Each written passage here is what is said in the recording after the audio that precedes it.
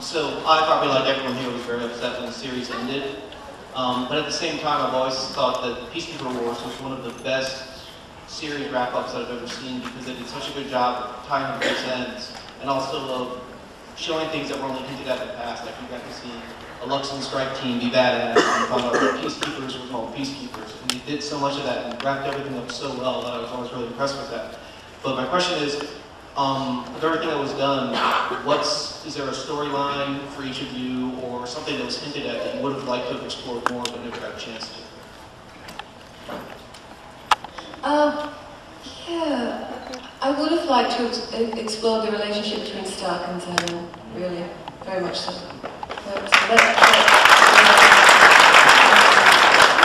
That ripped me apart, not being able to pursue that any further, so that definitely for me. I probably would have liked to have had more S&M scenes of Scorpion.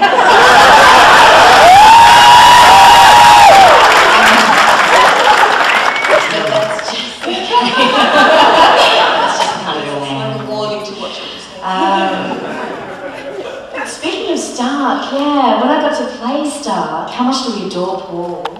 Oh, we adore Paul. When I got to play Stark, I really loved that. It was so nice to be given the gift of one character in a show, and then what do you know? 6 months down the track, you get to play him, and you'll play a completely different character with him in the show, only sci-fi. So yeah, that would have been fun to come to play there so much more.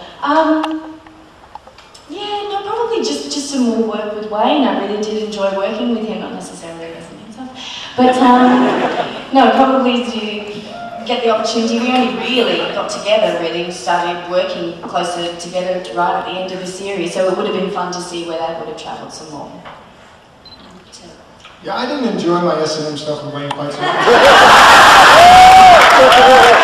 You know, he was practicing our game long before she came along.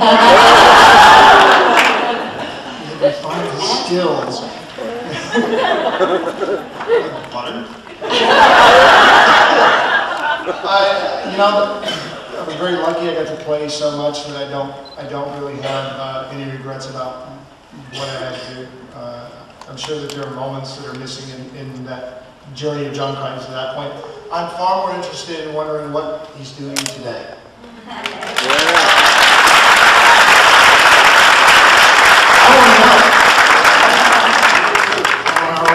want to continue to harass Brian about that.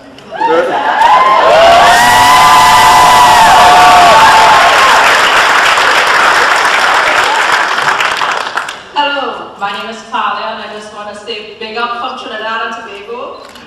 I think when Farscape was cancelled, I was the only one in the country crying. But my question is about season 3, the Crichton dynamic. Yes. What would have happened if Crichton hadn't died in season 3 and there were two Crichtons? The question is,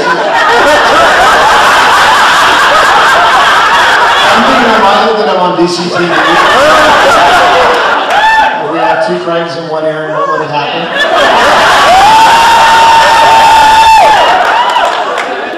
Now, for those of you who haven't gotten to season 3, just go ahead and close your ears. It's a really good storyline. You don't want to hear about it just yet. I can't believe that we've given away anything for season 4. While I'm at it, how many of you are still progressing through 1, 2? Just show of hands. Wow. If you guys haven't gotten through to the end of the show yet. Okay, well, if you haven't gotten through, you have to leave now. We're selling stuff over in Stargate. But it's for charity, so it's a good thing. The question is what would have happened if... Close your ears. I'm serious. What would have happened? What would have happened if John hadn't died?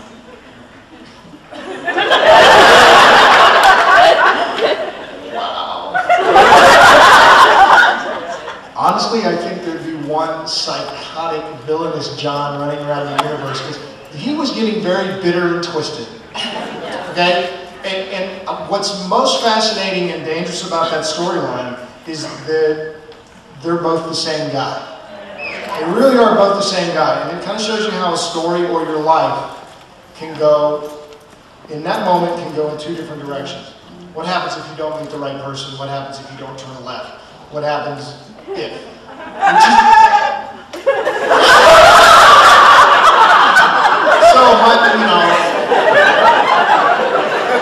But that's what science fiction does well. It does the big if. And this is one of those big ifs that we ask ourselves throughout our life. What happened if I didn't go to school here? What happens if? Our life is filled with these what if moments. Well, here on screen for over half a season, at risk of getting canceled immediately, at the risk of disenfranchising an entire audience who's going to invest in one John over another John, humongous risk-taking in the storytelling. We now have the real what-if question, and you saw what happened. And I think that's really cool. Now, if they both lived, I think that one of them might have gone very, very bad. Just my opinion. If it might be the case, Eric just going any by evil. Really, life sometimes comes down to that. And so, if you're happy in your life and you're happy with your relationships and you have healthy children and a good family around you, you can count yourself very, very lucky.